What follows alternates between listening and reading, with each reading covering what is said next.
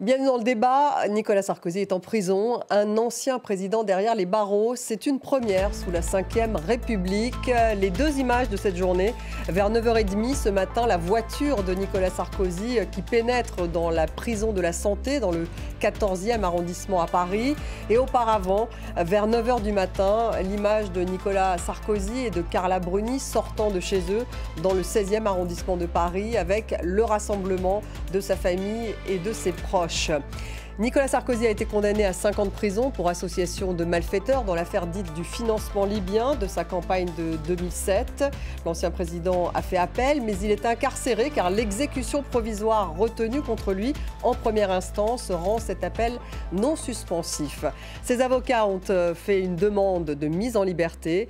Le juge doit y répondre dans un délai de 2 mois. Alors on va revenir sur cette journée. Quelles sont les conditions finalement de détention de l'ancien président? Quel est l'impact politique de son incarcération, l'impact institutionnel? Faut-il changer le code de procédure pénale? Nicolas Sarkozy est-il un justiciable comme les autres? On pose ces questions à mes invités. J'ai le plaisir d'avoir à mes côtés Inès Bernard. Bonsoir. Merci d'être là. Vous êtes déléguée générale d'Anticor, également ancienne avocate en droit pénal des affaires. Bienvenue dans le débat. Virginie Leguet est avec nous. Bonsoir Virginie, bonsoir. Éditorialiste politique. Bienvenue également. Stéphane Vernet est avec nous ce soir. Bonsoir. Bonsoir. Rédacteur en chef délégué de Ouest France, éditorialiste également en charge de la politique. Bienvenue. Emmanuel Rivière est avec nous ce soir. Bonsoir. Politologue et consultant en stratégie d'opinion. Bienvenue également. Nicolas Sarkozy, donc incarcéré à la prison de la Santé dans le 14e arrondissement. On revient sur cette journée en images d'abord avec Maryse Burgot. Nicolas Sarkozy et son épouse quittent leur domicile ce matin. L'ancien président souriant salue ses voisins. Le couple s'affiche soudé sous les encouragements d'une foule venue à la demande de l'un des fils de Nicolas Sarkozy. Des anonymes, mais aussi le clan au complet. Les 3 fils de Nicolas Sarkozy sont là. L'ancien président embrasse sa fille, Julia. Et c'est le départ pour la prison de la Santé, une étreinte devant des dizaines de caméras. L'émotion de Carla Bruni Sarkozy et celle des supporters de l'ancien président venus parfois de loin. J'ai fait 5 heures de route, voilà, et là je vais repartir. Et je trouve que c'est normal. On a des gens qui sont des voyous, des terroristes qui sont dans la nature et lui on l'amène en prison. Voilà, je trouve qu'il y a une forme d'injustice très forte. C'est complètement idiot de faire quelque chose de si horrible à quelqu'un qui a fait autant pour la France. Et voilà. Dans cette voiture, escortée par la police, Nicolas Sarkozy prend la direction de la prison de la Santé. Le regard du premier ancien chef d'État de l'Union européenne ayant à dormir en prison. 9h39, le véhicule franchit les portes de la Santé. À l'extérieur, ce ne sont plus les supporters de l'ancien maire de Neuilly. Oui, une fierté. Vraiment une fierté que le système judiciaire français réussit à pousser aussi loin la sanction, même si on ne se fait pas trop d'illusions sur les réaménagements de peine qui pourraient advenir. C'est un justiciable comme tout le monde. Il n'y a pas de raison. Il ne faut pas des traitements de faveur. Il n'y a pas une justice à 2 niveaux. Pendant ce temps, le clan remonte cette petite ruelle parisienne. La vérité triomphera. Ce sont les mots postés par l'ancien président sur un réseau social juste avant de rentrer en prison. Stéphane Vernet, un mot. Un président en prison en France sous la Ve République, c'est historique. Enfin, je veux dire, l'image est historique. C'est un moment de bascule. Oui, c'est historique, oui, tout à fait. De fait, c'est historique. Sous la 5e, ça n'était jamais arrivé. C'est arrivé sous la 3e, mais sous la 5e, non, jamais. Donc, effectivement, voilà, ça, en termes d'image, il est normal que ça crée beaucoup de débats, d'émotions, etc. Enfin, je veux dire, oui, il y a des États qui ont l'habitude de mettre leurs présidents ou leurs anciens présidents en prison. Vous prenez le Pérou, c'est arrivé 3 fois, Ouais. la Corée du Sud, pareil, le Brésil, chaque alternance. Lula était en prison, Voilà, Bolsonaro. Bolsonaro va y aller. Enfin bon, bref. Donc voilà. Du coup, d'un coup, cette histoire nous met dans une catégorie dans laquelle on n'a pas l'habitude d'être. Voilà. Mais tout ça, c'est sans présumer du fond. Simplement en termes d'image, effectivement, c'est historique et ça a une répercussion nationale très forte, mais aussi internationale. Vous êtes d'accord, Virginie Leguet, c'est un moment de bascule quand même d'avoir un président de la Ve République en prison? Oui, c'est même une image très infamante pour nous, le peuple que nous sommes, le pays que nous sommes, d'avoir un président de la République derrière les barreaux. Oui, je trouve que c'est une humiliation. Pour qui? Pour nous, les citoyens de ce pays qui avons foi peut-être en une classe politique qui se tiendrait et qui multiplie de plus en plus les dépassements de lignes jaunes et qui se retrouve aujourd'hui dans une très mauvaise posture. Je pense au procès de Marine Le Pen, je pense au procès de Nicolas Sarkozy. On voit bien que la justice se montre finalement, je dirais même pas sévère, mais se montre assez implacable en ce qui concerne la classe politique, comme peut-être elle se montre implacable avec les Français, mais que ça, la classe politique, en tout cas ceux qui ces derniers mois ont été victimes de ces procès-là, visiblement n'en reviennent pas. Il faut se souvenir des mots qu'ils ont utilisés, des mots de Marine Le Pen et des mots de Nicolas Sarkozy, quand ils ont entendu le verdict qui les concernait. Ils n'ont pas eu de mots assez sévères contre la justice, alors qu'ils sont, Nicolas Sarkozy en tant qu'ancien président, garant de l'état de droit, et Marine Le Pen en tant qu'aspirante à la présidence de la République, elle devrait respecter là aussi le fonctionnement de la justice. Mais ça ne compte pas quand il s'agit d'eux-mêmes. Inès Bernard, c'est une humiliation, comme a dit Virginie Leguet? Certainement pas, en tout cas, une humiliation pour les citoyennes et les citoyens français qui peuvent, à notre sens, à Anticorps, plutôt être fiers que la justice dans notre pays ait pu passer en ce qui concerne des faits qui concernaient un ancien président de la République, que à l'issue de 12 ans d'instruction, d'une instruction, d'une enquête longue, d'un procès qui a été extrêmement long, qui a duré 3 mois et demi, la justice a pu rendre un verdict et surtout dire que la loi doit s'appliquer aussi à un ancien président de la République. Après, et en effet, c'est la première fois qu'un ancien président de la République, sous la Ve République, est condamné à une peine d'emprisonnement ferme. Ça, c'est un tournant dans notre vie politique parce qu'on n'a pas l'habitude de voir des décideurs publics en prison, mais les réactions de stupéfaction de la classe politique qui est effarée que des pairs puissent se retrouver en prison, justement, l'idée c'est de ne pas les reprendre en fait pour permettre de comprendre que c'est vraiment quelque chose de très positif pour la démocratie, le fait qu'il y ait une condamnation qui puisse intervenir. Emmanuel Rivière, que disent les Français, vous qui êtes un politologue et on regarde un peu, il me semble qu'en regardant les derniers sondages, ils sont majoritairement favorables finalement à ce verdict rendu par la justice. Ils disent en fait que, que la justice est impartiale dans justement ce jugement contre Nicolas Sarkozy. En fait, à 58%. C'est un des éléments de cet événement qui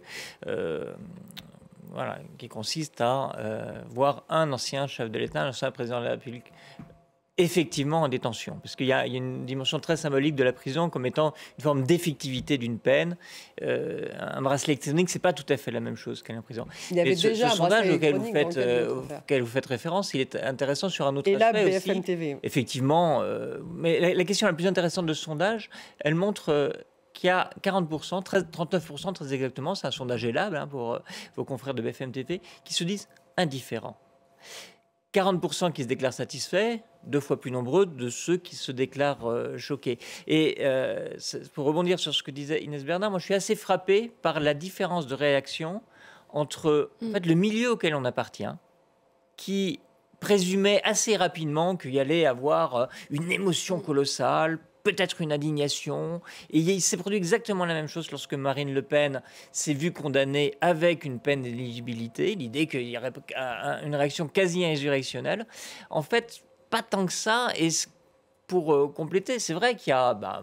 c'est pas très glorieux d'avoir un ancien chef d'État en prison, mais ça répond aussi à une question fondamentale en fait du rapport à la justice, qui est est-ce qu'on est toujours dans l'idée que selon que vous serez puissant ou misérable, la justice sera sévère ou indulgente? Est-ce qu'il est injusticiable comme les autres? Alors, il est injusticiable comme les autres en droit, incontestablement.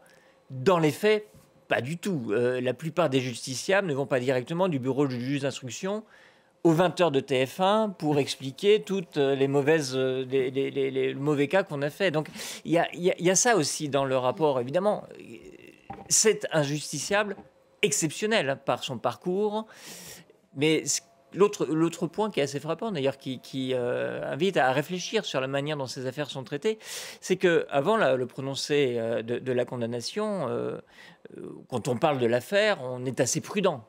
Parce qu'il y a présomption d'innocence. Du fait du statut de Nicolas Sarkozy et de ce caractère exceptionnel, aussitôt la condamnation prononcée, on parle de cette chose époustouflante d'un président de la République en prison.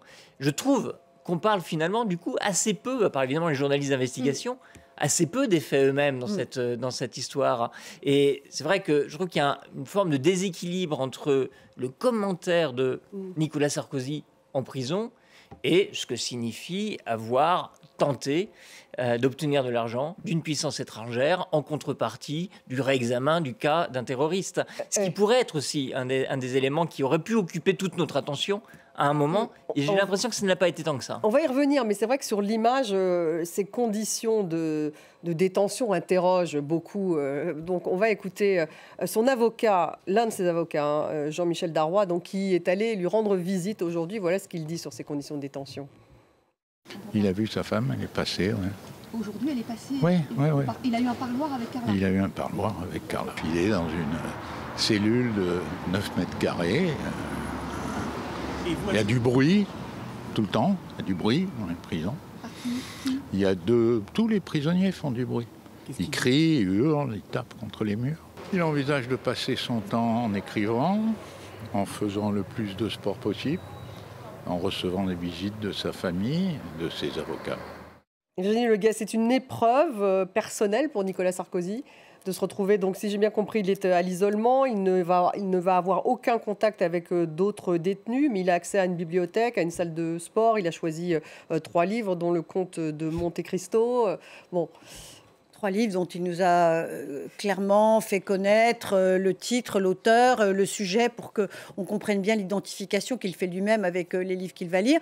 Avec Edmond Dantès. Oui, il va avoir un téléphone fixe, il a le droit à des promenades, à des parloirs. Il a déjà eu d'ailleurs la visite de sa femme. Oui, je pense que c'est un choc, mais c'est un choc pour tout le monde. Enfin, moi, je n'ai pas été en prison, mais je pense que c'est un choc immense pour tout le monde quand on arrive en prison, de se retrouver dans une cellule. Alors là, lui, il est tout seul, mais les 3 quarts de ceux qui vont en prison, ils se retrouvent dans des cellules avec d'autres prisonniers, parfois même sur des matelas à même le sol. Il faut voir que la plupart des prisons françaises sont en surpopulation et que là, finalement, je ne dis pas qu'il est dans des conditions privilégiées, je ne dis pas ça, je pense que l'isolement, c'est très difficile, mais qu'il est pas du tout, il n'aura pas du tout la vie d'un prisonnier lambda. Stéphane Werner, où il n'est pas comme tous les justiciables. Il est à l'isolement. Il est à l'isolement parce que c'est un ancien chef de l'État. Alors, c'est un justiciable comme les autres, et c'est une personnalité exceptionnelle, et donc ces conditions d'incarcération tiennent compte de sa situation. Enfin, on parle quand même d'un ancien président de la République. C'est vrai que vous avez quand même beaucoup de gens aujourd'hui qui sont en prison sur des matelas par terre, dans des cellules, etc., parce qu'il y a une surpopulation carcérale. L'avocat de Nicolas Sarkozy évoquait le bruit en prison. Ben oui, la prison, c'est pas... Oui, c'est une privation de liberté. Les conditions de détention dans ce pays, elles sont pas bonnes d'une manière générale. Voilà. Après, pourquoi il est à l'isolement aussi ? Il y a des questions de sécurité. Il y a aussi le fait, si vous voulez, que malgré l'interdiction qui est faite, vous avez plein de gens qui ont des téléphones portables en prison. Et donc, il y a aussi la possibilité pour d'autres détenus de prendre des photos de Nicolas Sarkozy, etc., de les revendre, d'en faire commerce et compagnie. Donc il veut éviter ça. Mais évidemment. Donc, c'est la même logique que celle qui a voulu qu'en fait, il soit arrivé à la prison de la Santé en voiture, avec des vitres teintées, qui rentrent dans la cour, pour qu'il n'y ait pas d'image de ça non plus, si vous voulez. Et moi, ça me paraît pas, ça me paraît pas être, à proprement dit, ça me paraît pas être un traitement de faveur. Et il y a une dimension aussi de sécurité. Enfin, voilà, on parle quand même d'un ancien président de la République. Donc je ne crois pas qu'on puisse dire qu'il ait des conditions de détention particulièrement favorables par rapport à d'autres, même si j'insiste, pour l'écrasante majorité, la majorité des gens qui sont en maison d'arrêt dans ce pays, c'est plus compliqué, parce qu'il y a une surpopulation, oui. Il y a d'autres problèmes. Mais quand on dit qu'il n'est pas à l'isolement non plus, il a des parloirs, on l'a vu, mais il peut téléphoner aussi, même si le téléphone qui est à sa disposition est sur écoute et qu'il n'a que des numéros préenregistrés, il n'est pas isolé du monde et il n'est pas dans des conditions indignes. Voilà, donc... Je dis ça parce que quand on voit en fait, je trouve que tout est très scénarisé. Il y a beaucoup de mise en scène autour de tout ça. Quand vous parlez de quoi, de la réunion familiale et de ses proches lorsqu'il est sorti jusqu'au ton employé par son avocat. On a vraiment l'impression que tout ça est d'une indignité folle. Il a dit que c'était une honte pour la France. Hein. Un jour funeste. Un jour funeste. Bon, bref. Et il y a plein de choses qui se jouent, parce que je vous rappelle que Nicolas Sarkozy, même s'il est en prison, bénéficie toujours de la présomption d'innocence, que son affaire n'est pas terminée. Il y aura un jugement en appel, peut-être une cassation, et que sais-je, et que en fait, c'est aussi dans toutes ces mises en scène, c'est aussi la suite qui se prépare, et notamment le fait que ses avocats vont demander une remise en liberté. Et qu'ils obtiendront, puisqu'il a plus de 70 ans. Donc c'est un justiciable comme un autre. Je ne vois pas au nom de quoi on lui refuserait sa mise en liberté. En fait. Cette mise en liberté, Inès Bernard, donc le tribunal dispose de 2 mois pour se prononcer sur cette mise en liberté. Le juge en fait, va examiner si la détention provisoire est l'unique moyen d'empêcher la disparition de preuves, les pressions sur témoins, la concertation avec les prévenus. Donc a priori, il va l'obtenir. Ça, je n'en ai aucune idée. Moi, je ne suis pas juge de la liberté de la détention. Je ne peux pas vous le dire. Et pour le coup, je suis attachée à ce qu'on laisse les juges faire leur travail. Et moi, ce qui m'étonne, justement... Mais sur le délai, ça pourrait prendre 1 mois plutôt que 2. Est-ce que ça pourrait être rapide ? Ça peut prendre 2 mois ou moins de 2 mois. Mais en tout cas, ce qui est clair, c'est que les juges vont avoir à statuer sur sa mise en liberté avec un climat de pression à la fois médiatique et politique sur sa remise en liberté, qui est quand même assez inédit. Parce qu'on parlait tout à l'heure de privilèges en disant est-ce que c'est... Voilà, il est placé en détention provisoire dans une cellule d'isolement, donc c'est normal au regard de son statut. Le privilège le plus important dont bénéficie Nicolas Sarkozy, c'est l'écho médiatique de son étonnement d'être traité comme un justiciable comme les autres. Et puis, c'est aussi le soutien politique dont il bénéficie. C'est le fait que le Premier ministre Le Cornu l'ait rencontré alors que ça faisait 2 jours seulement qu'il était Premier ministre, c'était le 11 septembre. Nicolas Sarkozy n'était pas encore condamné dans l'affaire qui nous occupe aujourd'hui. Il était pour autant déjà condamné définitivement pour avoir corrompu un juge, définitivement. Donc c'était un délinquant. Ensuite, Nicolas Sarkozy, à la suite de sa condamnation, a eu des soutiens très importants de l'Élysée. Il a été reçu à l'Élysée. Il a été reçu par le ministre de la Justice et le ministre de la Justice a encore assuré qu'il allait lui rendre visite en prison de manière à titre amical. Ça, c'est une pression sur la justice et ça contrevient à un principe qui est très important dans notre pays et qui nous tient à cœur chez Anticor, c'est le principe de l'égalité devant la loi. C'est-à-dire qu'il n'y a aucune raison que Nicolas Sarkozy fasse l'objet d'un soutien politique plus important que d'autres justiciables. Et dernière chose, moi, ce qui m'étonne dans ce soutien de l'exécutif, c'est que c'était quand même une promesse de campagne d'Emmanuel Macron que la République exemplaire. Et c'est une promesse de campagne qui s'est avérée extrêmement payante. Et là, en fait, il n'en est rien. Déjà, il n'y a pas de moyen qui est mis en France pour lutter contre la corruption, mais surtout, en fait, on affiche un soutien qui est, à notre sens, beaucoup trop fort, à une personne qui est condamnée pour une infraction à la probité. On va revenir sur dans cette affaire encore présumée innocente. Sur ce qu'a dit effectivement le garde des Sceaux, Gérald Darmanin, qu'il allait aller le voir en prison. Avant ça, on va écouter tout de même Nicolas Sarkozy. Ça, c'était ce qu'il a dit juste après la décision donc des juges, le jugement donc du 25 septembre dernier. La haine n'a donc décidément aucune limite. Je suis innocent. Cette injustice est un scandale. Sans doute devrais-je comparaître les menottes aux mains devant la cour d'appel. Ceux qui me haïssent à ce point pensent m'humilier. Ce qu'ils ont humilié aujourd'hui, c'est la France. Emmanuel Rivière, cette réaction de Nicolas Sarkozy, elle vous étonne? Est-ce qu'elle dit quand même beaucoup du rapport entre finalement le personnel politique et la justice? En fait, que Nicolas Sarkozy, qui vient d'être condamné en première instance, qui va faire appel, explique sa condamnation par une forme de récrimination, il emploie le mot haine des magistrats à son égard, je dirais, à la limite, pourquoi pas. Ce qui pose question, c'est qu'il ait des micros et des caméras en face de lui pour recueillir cette parole.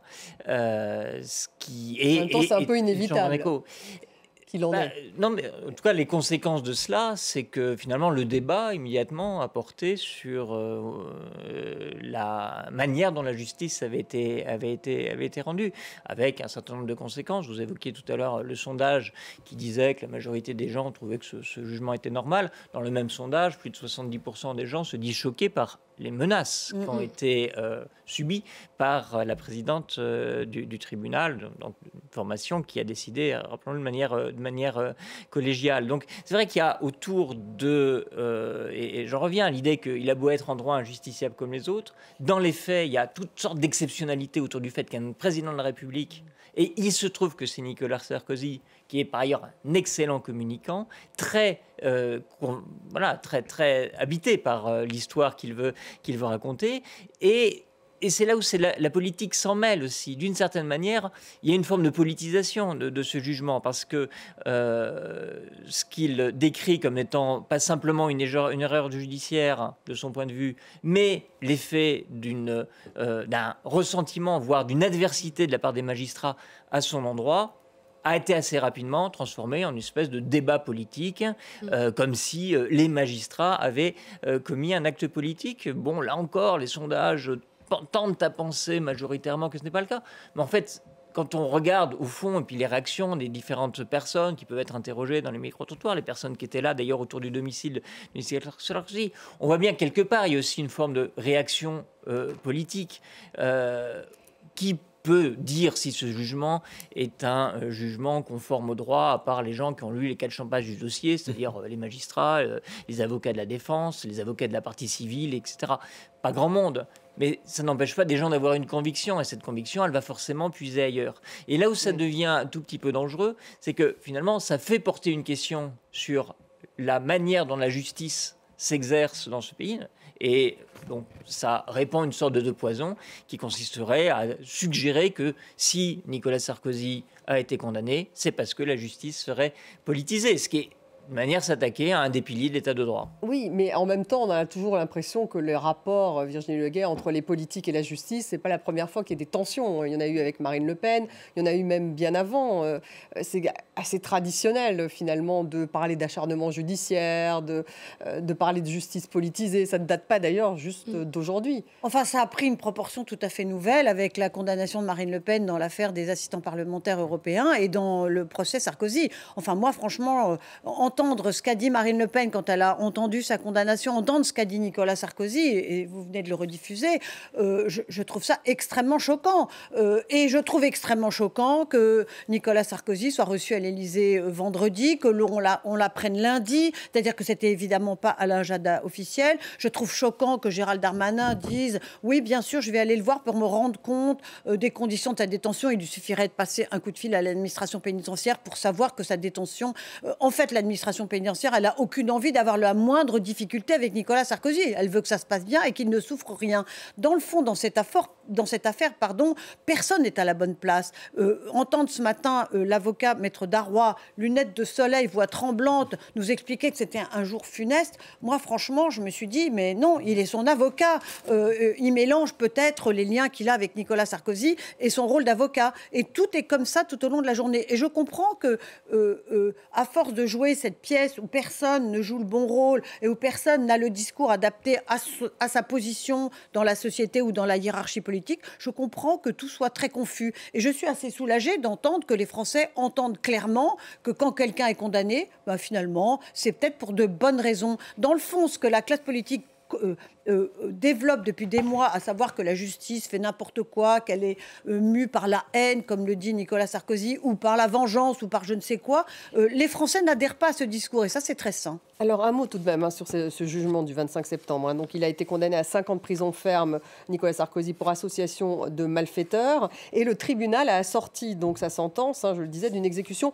provisoire, parce que justement le délit commis, je cite, contre la nation, l'État et la République était d'une exceptionnelle gravité qui rend nécessaire le prononcé d'un mandat de dépôt indispensable pour garantir l'effectivité de la peine au regard de l'importance du trouble à l'ordre public. Cette exécution provisoire, alors il y a la peine et puis il y a l'exécution provisoire qui continue d'ailleurs de faire débat. Est-ce qu'effectivement il fallait le mettre tout de suite en prison, Inès Bernard? Est-ce qu'elle était justifiée, cette exécution provisoire?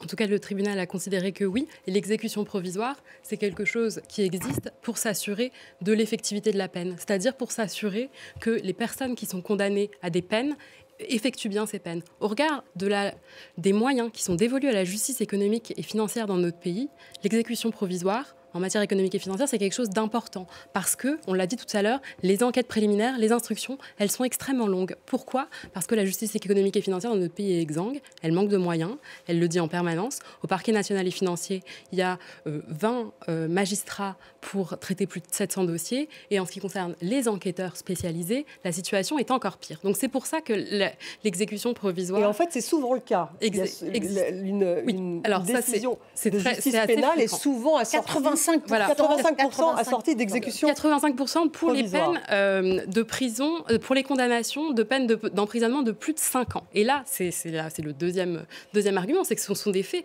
d'une particulière gravité. Et c'est aussi pour ça que l'exécution provisoire a été prononcée. Et dernière chose, en fait, dans notre pays, on est le pays de l'Union européenne qui a le temps de réponse en première instance aux infractions à la probité le plus long de l'Union européenne. Donc on ne peut pas ne donner aucun moyen à la justice économique et financière et en même temps être extrêmement mécontent quand l'exécution provisoire est prononcée. En tout cas, le débat politique a été très alimenté par cette question donc, de l'exécution provisoire. Emmanuel Macron en a parlé aujourd'hui alors qu'il était en Slovénie et voilà ce qu'a dit le président de la République. Quant aux questions d'exécution provisoire, j'ai vu que plusieurs responsables politiques souhaitaient s'en emparer. Le président du Sénat l'a indiqué, le garde des Sceaux aussi. Je pense que c'est un débat légitime dans une démocratie. Parce que tout le monde souhaite qu'il puisse y avoir des voies d'appel et de recours. Mais c'est un débat qui doit être mené dans le calme et indépendamment des cas spécifiques. Stéphane Vernet, donc là, en fait, il appelle à ce qui est... Il va dans le sens du débat, parce que c'est vrai que Gérard Larcher, le président du Sénat, était contre cette exécution provisoire. Enfin, il y a tout un débat politique, et aujourd'hui, Emmanuel Macron dit peut-être qu'on devrait mettre ce débat sur la table. Alors, le débat sur la table, il est sur la table depuis des années. Il faudrait une loi pour changer ça, c'est ça ? L'exécution provisoire des peines en France, c'est pas une exception, c'est la règle. Et ça ne cesse de se durcir. C'est-à-dire que la plupart des gens qui terminent devant un tribunal correctionnel, aujourd'hui, la majorité des gens qui terminent devant un tribunal correctionnel, à partir du moment où ils sont condamnés à une peine de prison, ils y vont directement. Ils sont placés en détention immédiatement après l'audience. Les comparutions immédiates... Alors, est-ce qu'il faut changer ça Mais non, mais attendez. J'insiste. Vous avez, dans ce pays, il faut quand même se souvenir d'un truc très simple. Ce ne sont pas les juges qui font les lois. Ce sont les Ce sont les parlementaires. parlementaires, ce sont les députés, ce sont les sénateurs, ce sont les politiques qui décident des lois. Donc on peut Et vous changer la loi. Attendez, je continue. Mais On peut changer la loi. c'est les politiques qui réclament C'est là une que je justice m'énerve et que je sévère. rigole. C'est-à-dire que ça fait quand même des années qu'on a des hommes et des femmes politiques dans ce pays qui disent la justice est laxiste, elle n'est pas assez dure, il faut envoyer les gens en prison, il faut les envoyer tout de suite. Voilà. Et qu'est-ce qui se passe ? Ils durcissent les lois au fur et à mesure et on finit par les appliquer. Et à partir du jour où on commence à les appliquer aux gens qui les ont faites, excusez-moi, mais Marine Le Pen ou Nicolas Sarkozy, c'était pas les derniers à demander à ce qu'il y ait à ce que la loi soit, à ce que la justice soit beaucoup plus dure et soit durcie. Ils l'ont fait pendant des années et à un moment, ils se retrouvent face aux tribunaux et on applique les lois qu'ils ont contribué à durcir à eux-mêmes. Et là, ça deviendrait un scandale et il faudrait en redébattre. Il y a quelque chose qui ne va pas. Franchement, on marche sur la tête. Encore une fois, j'insiste, Nicolas Sarkozy, dans cette histoire, c'est un justiciable comme les autres. Il bénéficie de la présomption d'innocence dans cette affaire parce que ses recours ne sont pas épuisés, mais il va en prison parce qu'il a été condamné à une peine de 5 ans de prison ferme et l'écrasante majorité des gens qui prennent 5 ans de prison ferme compte tenu de la gravité des faits vont en détention avant que leur appel... Mais ça, c'est vrai pour tous les justiciables. Et j'insiste... Il est considéré comme innocent jusqu'à preuve du contraire. Il bénéficie de la présomption d'innocence. Et je vous rappelle qu'en droit français, un accusé a le droit de se défendre par tous les moyens. C'est-à-dire qu'il peut se défendre par tous les moyens et il peut aussi mentir à l'audience. Il peut raconter ce qu'il veut. Et il se trouve que Nicolas Sarkozy, effectivement, bénéficie d'une caisse de résonance énorme. Il a beaucoup de médias, voilà. Et il utilise ses moyens à lui pour faire valoir son innocence. Ça peut nous choquer, mais encore une fois, du point de vue du droit stricto sensu, moi je pense que dans cette affaire, il est vraiment justiciable. Donc comme les il n'aurait pas dû dire ce qu'il a dit, Emmanuel Macron, là, en Slovénie. Là, franchement, je pense en fait, si on déclare la plaque, là. Emmanuel Macron invite à réfléchir à tout ça en disant, mais pas sur un cas particulier. Mais le sous-texte de cette demande de la réforme ou de la révision, c'est de faire une distinction entre la délinquance en col blanc, qui devrait bénéficier d'un régime d'exception, parce qu'elle ne fait pas peur, d'une certaine manière, parce qu'elle ne s'attaque pas aux gens, c'est très discutable, hein, parce qu'elle s'attaque en fait aux institutions, en l'occurrence sur les faits qui sont reprochés, et dont Nicolas Sarkozy a fait appel à la souveraineté de l'État, ni plus ni moins. Mais voilà, il se trouve que on est dans un pays où les 2 tiers des gens pensent que la justice est laxiste, à tort ou à raison. À tort. En l'occurrence, plutôt à tort, en tout cas, voilà. Il y a un certain nombre de figures emblématiques, de cas. Donc, beaucoup de gens ne comprennent pas que des gens puissent être interpellés par la police. Et puis le lendemain, de nouveau dans la rue, parce qu'ils ne comprennent pas. Je vais juste mais parce que c'est quelque chose qui a été... Je vais finir mon raisonnement. S'il vous plaît, je vais finir mon raisonnement. Je vais juste finir mon raisonnement. Voilà. Et voilà, parce qu'ils ne comprennent pas qu'on puisse tout simplement ne pas avoir des choses à leur reprocher, ou que ce ne soit pas suffisamment établi, ou qu'il y ait une réponse pénale, mais qu'elle ne soit pas une détention immédiate, etc. Et ça, c'est ultra instrumentalisé. Enfin, dans le débat politique, c'est ultra instrumentalisé. Et Macron ne tiendrait pas 2 minutes une argumentation qui consiste à dire maintenant il n'y a plus jamais de détention provisoire, etc. Donc tout ça est un peu cousu de fil blanc. On veut faire une exception pour une certaine forme de délinquance et malheureusement, ce que ça dit, c'est que les décideurs n'aiment pas trop la punition des délinquants qui leur ressemblent. Donc il y a un petit côté 2 poids 2 mesures là. Non, pas du tout. Il y a une précision qui est très importante qui explique la confusion. Rapidement, je veux qu'on avance. Quand on parle d'exécution provisoire, on parle de gens qui passent au tribunal, qui font l'objet d'une condamnation, et dans la majorité des cas, ils vont en prison. Et ce que les gens vous disent, ils vous disent la justice est laxiste parce que Tartampion a été arrêté en train de voler dans une voiture, etc. Il a été entendu par la police et les juges le relâchent. Mais pas du tout. En fait, les personnes qui sont prises en flagrant délit, etc., en fait, elles font l'objet d'une convocation devant la justice. Le problème, c'est que cette convocation, on peut les amener devant les tribunaux 1 an, enfin 1 an, 2 ans. Le problème, c'est le temps de la justice. Non, mais c'est ça. Mais je veux dire, à la fin, ils passent au trapèze, ils sont condamnés et il n'y a pas de laxisme, en fait. Je voudrais faire une observation sur ce fameux temps de la justice. Si l'instruction concernant le procès de Marine Le Pen a été si longue, c'est parce que Marine Le Pen a multiplié les recours pendant des années. Si l'instruction du procès Sarkozy a été si longue, c'est que lui-même a multiplié les recours pendant des années. Je crois que Marine Le Pen et Nicolas Sarkozy ont utilisé toutes les voies de recours possibles.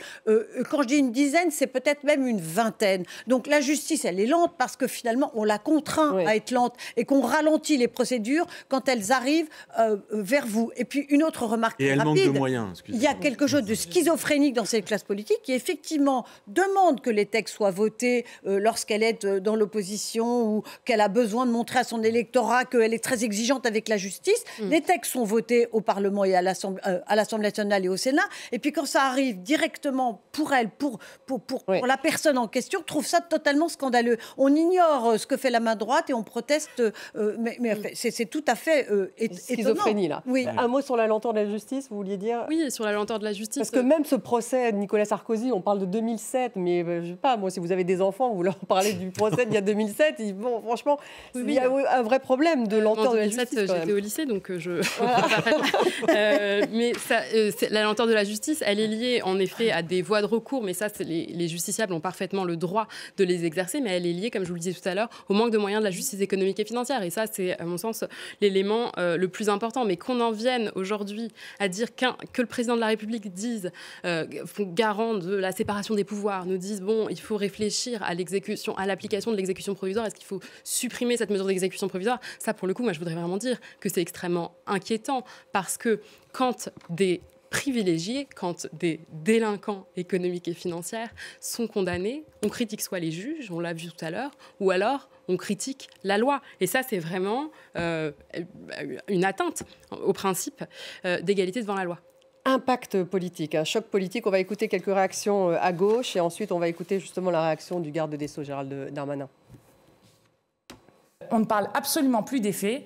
Et je le redis, à un moment où l'état de droit est attaqué un peu partout dans le monde, eh bien, je crois que c'est des signaux qui sont absolument désastreux qui sont envoyés. Et que s'il y a des modifications à faire concernant la justice, eh bien, il faut le faire pour l'ensemble des justiciables de ce pays et pas uniquement sur les petits intérêts personnels, ni de M. Sarkozy, ni de Mme Le Pen. Recevoir à l'Élysée quelqu'un qui a été condamné pour corruption, fût-il un prédécesseur, c'est une faute très grave. Dans un moment de crise démocratique dans lequel nos compatriotes doutent de nos institutions, doutent même de la démocratie représentative, regardez ce qui se passe partout à travers la planète, c'est une faute très grave de M. Macron et de M. Darmanin. Il est un justiciable comme les autres, et c'est ce que demandent les Françaises et les Français. Il ne peut pas y avoir deux justices, une justice pour les puissants et une justice pour tous les autres. Et donc, il n'est pas anormal aujourd'hui qu'on ait un ancien chef de l'État qui soit condamné pour des faits qui, je le rappelle, sont extrêmement graves. Et on va écouter le garde des Sceaux, Gérald Darmanin. J'ai été voir Nicolas Sarkozy, vous savez quoi, j'irai le voir d'ailleurs en prison. Comme garde des Sceaux, j'irai m'inquiéter. Vous irez voir Nicolas Sarkozy en prison? Je m'inquiéterai de ses conditions de sécurité si Nicolas Sarkozy demain... Est-ce que vous irez le voir au parloir pour discuter avec lui, comme vous êtes allé dans son bureau? Le ministre de la Justice peut aller voir n'importe quelle prison et n'importe quel détenu quand il le souhaite. C'est parce qu'il doit garantir le bon fonctionnement du service public comme je le fais. C'est quoi? Vous n'y allez pas spécialement pour d'autres? J'y vais 3 fois par semaine. Bon, c'est clivant, Stéphane Werner, c'est sûr. Ouais, mais donc... alors, oui, non, mais voilà. Moi, je suis plus choqué par la déclaration d'Emmanuel Macron sur il faut qu'on remette le débat sur l'exécution provisoire. Voilà. Quand il reçoit Nicolas Sarkozy à l'Élysée vendredi, on peut se dire qu'effectivement est-ce que c'est une atteinte ou pas à la séparation des pouvoirs? Il y a quand même l'excuse de notoriété, le fait que c'est un ancien chef de l'État, comme vous disiez, Sébastien Lecornu est allé voir Nicolas Sarkozy quand il a été nommé. C'est vrai, mais en fait ce qu'on oublie de dire, c'est qu'il a consulté tous les autres. Il est allé voir François Hollande aussi. Oui, toujours après sa nomination. François Hollande n'est pas un délinquant économique et financier. Non, mais il a ses soutiens, Nicolas Sarkozy. Il a les soutiens de ses Nicolas Sarkozy a été condamné définitivement dans d'autres affaires avant celle qui nous occupe. Donc effectivement, mais il y a quand même une excuse de notoriété. C'est quand même un ancien chef de l'État. Et moi, ça, je pense qu'on... C'est le mentor de Gérald Darmanin. Alors, voilà. Et Gérald Darmanin, il a raison de dire que son job, c'est aussi d'aller voir ce qui se passe en prison en tant que garde des Sceaux. Et là, sa relation... Le problème, c'est qu'il y a une interférence avec sa relation personnelle avec Nicolas Sarkozy et qui jongle entre les deux. C'est un petit peu compliqué. Mais juste, je voudrais terminer sur le côté sur le côté, parce que je pense que c'est important, attendez-vous. Moi, je pense que ce qui va se passer dans les prochains jours, c'est qu'il y a la demande de remise en liberté de Nicolas Sarkozy, mais qui va être acceptée. Et tout le monde va dire c'est scandaleux, parce que voilà, un président, il est condamné, il doit aller en prison et il sort. Mais en fait, simplement, je vous rappelle que dans ce pays, les détenus de plus de 70 ans, ils sortent de prison. On les garde pas en prison. Aujourd'hui, c'est une autre norme, en fait.